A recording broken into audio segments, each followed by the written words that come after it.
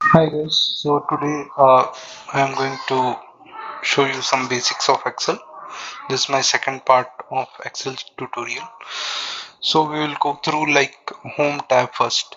So there will be multiple tabs like home, insert, page layout, formula, data, review, view and help. So first we'll go through home tab.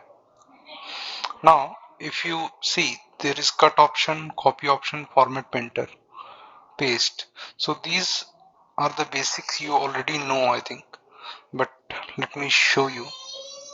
If you select 1 2 3 and just copy, and you can click here paste, so it will paste the data. When and shortcut for this, control C and control V. Okay, now similarly for cut, you can click here, click the cut button and click here paste button, so it will remove the data from the pre-existing value, cell values. Okay, now shortcut for this is control X and control V.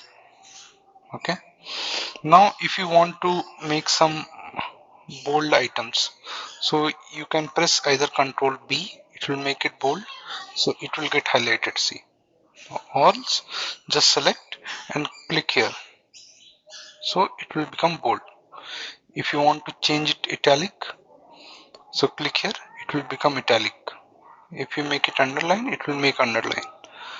Now these are the different formats which you can select.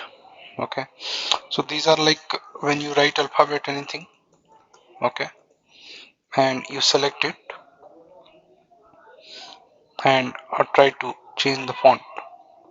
See, it is changing the font, it is changing the font size as well.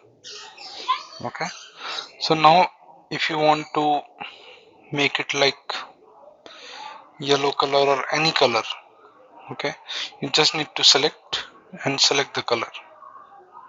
Okay, it will give you the color. Now if you can select the yellow button, it will select the yellow button, it will give you the yellow color. So similarly, now there is many more functions which we'll go through. So like this is left alignment, this is right alignment.